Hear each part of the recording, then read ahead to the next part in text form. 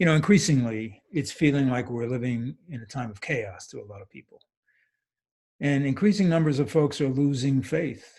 The US life expectancy is dropping and the suicide rate is rising. And it feels like to everybody, nothing works.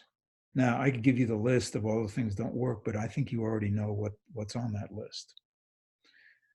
So, in this time, why would dreaming be of any particular use? I mean, are you stuck with the idea that if you are not a political figure or involved in some way in a leadership role in industry or social sciences or whatever, that you have no influence? I would suggest not. What I want to suggest to you is that your dream world has become more important than ever before. And paying attention to your dreams and allowing them to live in you is critical. And at the same time, we need to recapture for ourselves the idea that we can have this internal conversation without somebody telling us what it means. That's critical.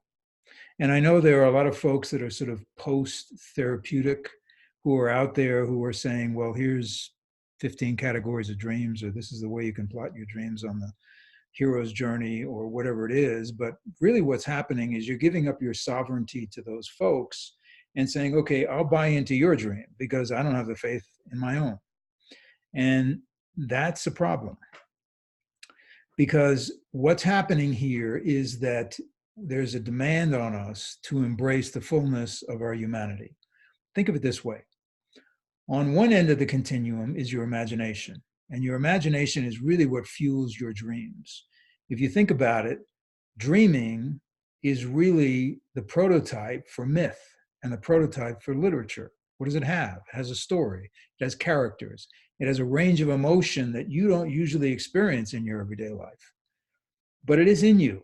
You have these dreams. So that's at one end of the spectrum. And on the other end is cognition, thinking. The idea really is to have a conversation between these two aspects of your experience. We're not interested in one overwhelming the other, but the fact of the matter is one has overwhelmed the other. Thinking is amazing. If you look at the last 50 years and the velocity of information that has come at us, nowhere in any time in human history that we're aware of have we had this experience. It's remarkable. But we also see the underside. We also see the shadow side of thinking, because we can rationalize anything. We can come up with a reason why we are able to act in a way that gives us personal gain and harms others by using some economic theory or political theory or whatever it is. That's thinking, okay? The definition of fanaticism, the definition of evil, is refusing to dance with more than one archetype. That's not who we are. Who we are is an experience that dances with many archetypes. So when you allow your dream to live within you and you don't insist on extracting some interpretation from it and then discarding the experience, when you allow the dream to live in you, it informs you. It informs you in a very particular way, in a different kind of language than what you think about every day. And so going back into a dream and experiencing the dream will allow you to understand more about who you really are than trying to figure out what it meant and what it was trying to tell you. You don't have to figure out what it meant or what it's trying to tell you. It's there, it's informing you. So let me give you an example, and I'm going to digress for a minute. There's an idea out there that basically says there's a reason the word decide rhymes with homicide. Why? Because we murder all the alternatives. That's how we make a decision. And then we're shocked and surprised when those decisions blow up in our face. Like, what happened? I did all this analysis and I was sure I was right, and kaboom, right? Okay.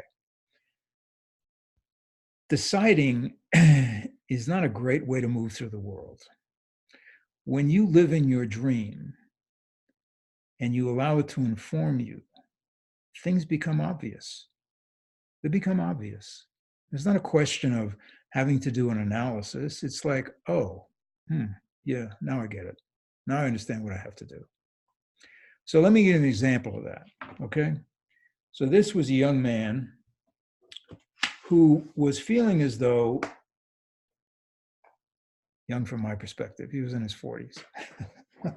He was feeling as though he had an old circle of friends where his experience was it was kind of a one-way street. They asked him to show up when they needed him, but whenever he needed them, they were nowhere around. And he had moved and he had created a new circle of friends, and he was having a different kind of experience. And he wondered about it, right? So here's his dream. I'm at some sort of an event. I think it's a wedding. I go over to the band and I ask if I can sing. And they say, sure. And I start to sing Oh Darling by the Beatles. And as I hear myself, I think that I sound as good or better than Paul McCartney. And I'm having a great time. Then I see a woman who I know, but increasingly have felt like I'm not sure if I want to be around. She was a girlfriend for a time, and now she's a friend. She comes over to me and starts talking to me. And as she does, she keeps changing back and forth between a much younger version of herself.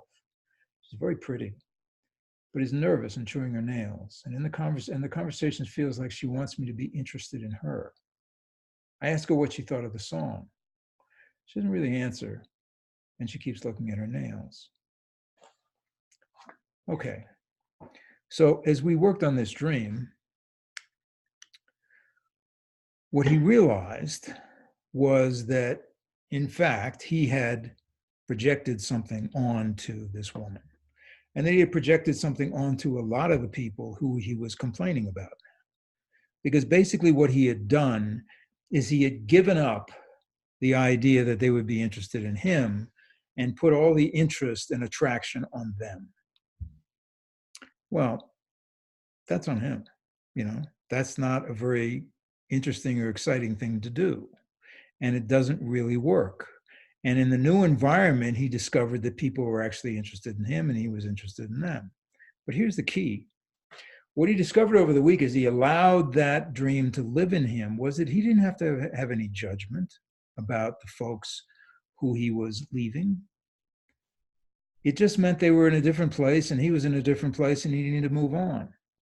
And that's critical because in a time of chaos, what we want to do is hang on to something that is meaningful. This is right, that's wrong. I'm right, you're wrong. All that stuff, right? And in doing so, we narrow ourselves into that fanatic, into that dancing with the one archetype, which is, I've figured it out, okay? This guy understood that he didn't have to have a judgment against the people he was leaving. Okay, so what's this mean in terms of the times we're living in? How does it even apply? Because I will tell you something. When you allow your dreams to live in you, when you allow yourself to be informed in the fullness of who you are, you become a very attractive person. And not only is that good for you, that's good for me. That's good for everybody. Because as you become an attractive person and you have that experience, you basically communicate it to everybody else. And we pull ourselves out of focused on the chaos. Now, does this mean that nothing bad is going to happen? We're going to be okay? No, it doesn't mean that at all. And as a matter of fact, we probably set up a bunch of stuff that we're going to have to deal with as human beings over the next several decades. What it does mean is that we're going to be able to deal with those things in a much more human way. And when I say human way, I don't mean, tree hugging, whatever, crystal gazing. And I have nothing against any of those people, but they have been co-opted by the establishment that says those people are nuts. We don't have to pay attention to them, right? What's essential is that you live in the world in the fullness of who you are. You live in the world where your imagination converses with your cognition, and that you don't elevate what you think you know over what you create in yourself, and that you be curious about what you create in yourself, and you let that live in you. It's critical. And that's one of the reasons I always say to people, look, it's great if you want to come to me and work on dreams, but you got to write them down. Why do you have to write them down? Because here's an idea. There are 177,000 words in the English language. Somebody in the UK or a bunch of people counted them up, which we can always count on those folks to do. Okay. And they put them in this gigantic encyclopedia of words. Now, 177,000 words is about 100,000 more, well, 75,000 more words than in Spanish, way more than in Portuguese. God knows how many more in the rest of the world.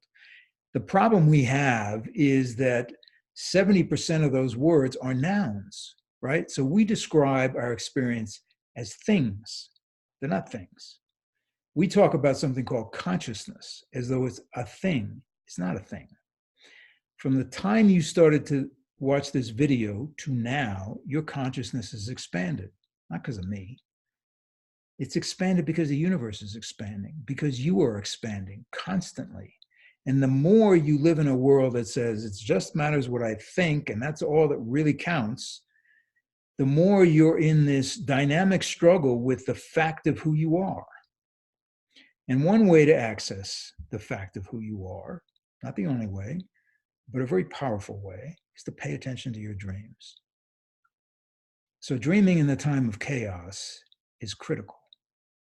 Understanding, experiencing, scratch understanding, experiencing who you are is critical. And I wish that not just for you, but for me. I hope that was helpful. I'll talk to you soon.